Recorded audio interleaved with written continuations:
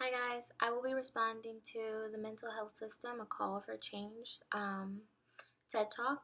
So in this TED Talk, I really liked how Nora, the woman in the video, started out by talking about her toothache and how growing up she learned that when you have a problem, you go to the doctor and they fix it. It eventually gets better.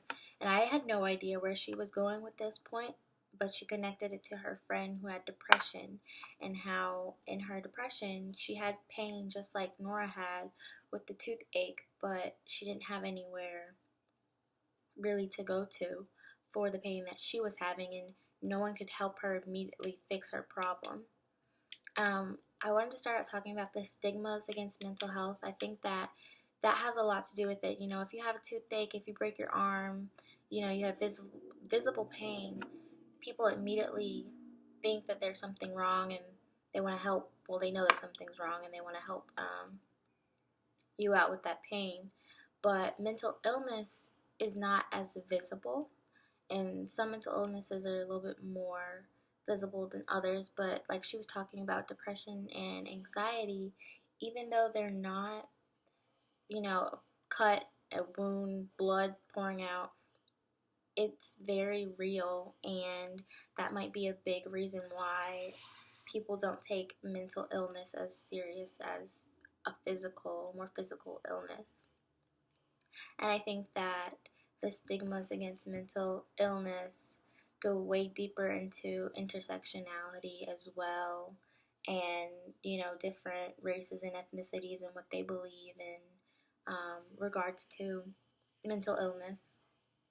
I really like the comment that Nora made about how there's more suicide, people dying by suicide than homicide and car accidents, and that it was the second largest cause of death among youth in the United States. I think that these were really strong statistics to use in her presentation just because they stood out a lot, and it made you think about the effects of mental illness a lot more. You know, you're not probably not going to die from toothache, but you can die from depression not being treated. Um, I think that people need to take advantage of their resources a little bit more, and it's very hard in regards to mental health because you might just not want to. But one thing on campus that we have is the counseling center, and the counseling center is a really great resource for us. I mean, it's free, we pay for it in our student fees, but it's not like you're paying anything extra to go to the counseling center. And it's sometimes hard to get appointments, but I think it's a really great resource. I use it.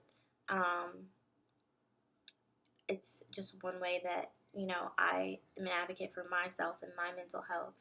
But I think that another thing that we need to focus on is checking in on our friends and looking out for our friends and family, because like mental illnesses, there some like depression, they're hard to see. So, and some people are not going to speak out about their mental illnesses and what they're going through. So checking on your friends and just asking them how they're doing. They might not tell you, but that's just one way that we can be an advocate um, in our lives and the people around us in their lives, and helping them out.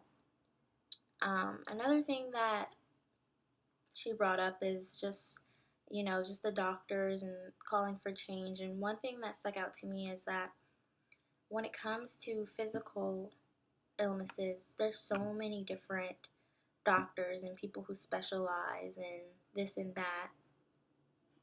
But when it comes to mental illnesses, the only medical doctor that there is a psychiatrist, and a psychiatrist has to be knowledgeable about all of these different illnesses. And there's so many different illnesses. I know that Nora focuses on depression, but there's so many other ones. And I know that you have psychologists who do more talk and behavioral therapy, and they can specialize in different things. But I thought that was interesting.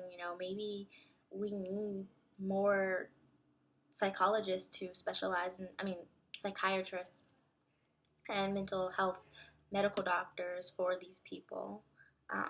That would be interesting to me. Um, but yeah, that was pretty much my thoughts on the TED Talk.